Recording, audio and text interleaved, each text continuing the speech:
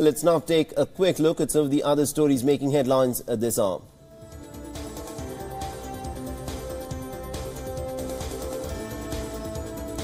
The chief negotiators of the European Union and the United Kingdom on Thursday have said that there has been no decisive progress in the latest round of Brexit talks. The negotiators have made the remarks while briefing media about the third round of Brexit talks, which was held from Monday to Thursday in Brussels. Now, US President Donald Trump is likely to revoke an Obama-era policy that protects immigrants who entered the country illegally as children. The policy, called as Dreamers program, protects nearly 600,000 immigrants who entered the country illegally and let them stay until their work permit expires. Trump is expected to announce his decision today.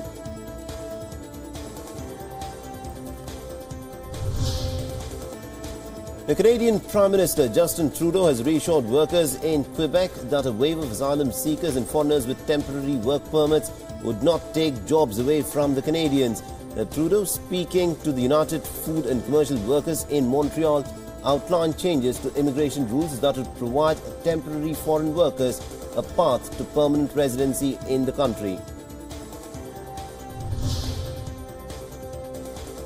The Oval Cricket Stadium in London was evacuated on Thursday after a crossbow bolt was fired onto the pitch during a match. The reports indicate that around 2,500 spectators were urged to take cover and armed police arrived shortly afterwards. The British police are investigating closed-circuit video that shows footage of a hooded man entering a Liverpool pizza shop and leaving a box of about 70 lit fireworks on the floor before running away. The reports suggest that the fireworks may have been placed in the pizza parlor as revenge. The police in Peru faced off protesting teachers in Lima on Thursday who are demanding for a rise in their wages in a worsening crisis which has been going on for well over 75 days. The reports indicate that the police tried to keep back protesters using tear gas and a number of arrests have also been made.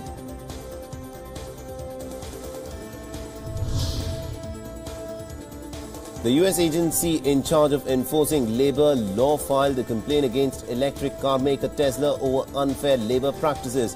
Now, according to a complaint, Tesla had violated workers' rights by requiring them to sign a confidentiality agreement that could bar them from talking about their working conditions and safety issues at the company's facility.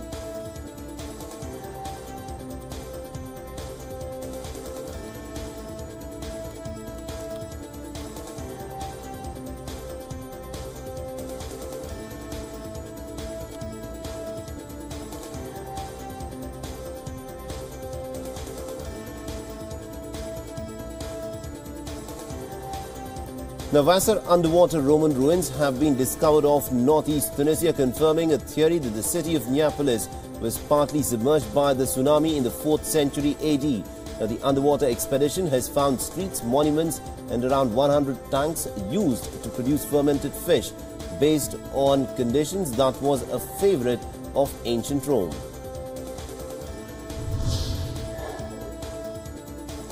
Now, Toronto was all abuzz as a new beard record was set by Juan Carlos Ortiz. Now, Ortiz claimed the Guinness World Record for sitting for 61 minutes with his face covered by bees, breaking the previous record by almost 8 minutes.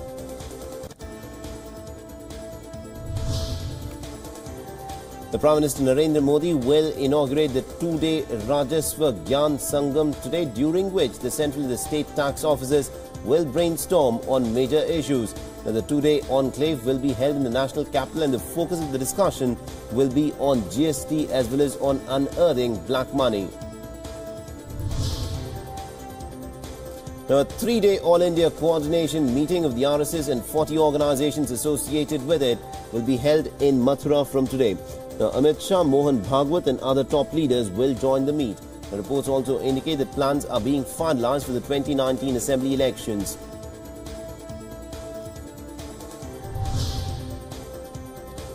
The Reserve Bank of India Governor Urjit Patel on Thursday reiterated his warnings about the consequences of waiving farmer loans.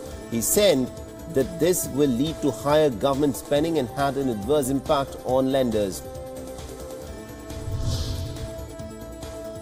The former Home Secretary Rajiv Maharishi is likely to be the next Comptroller and Auditor General of India. A formal order is expected on this matter soon. Shashikant Sharma completes his term as the country's top auditor next month.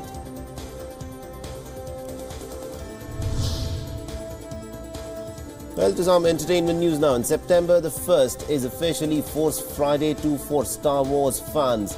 Now, the event, which was held 2 years ago, has officially been launched in Sydney as Australians charged into a store to get new toys from the upcoming The Last Jedi.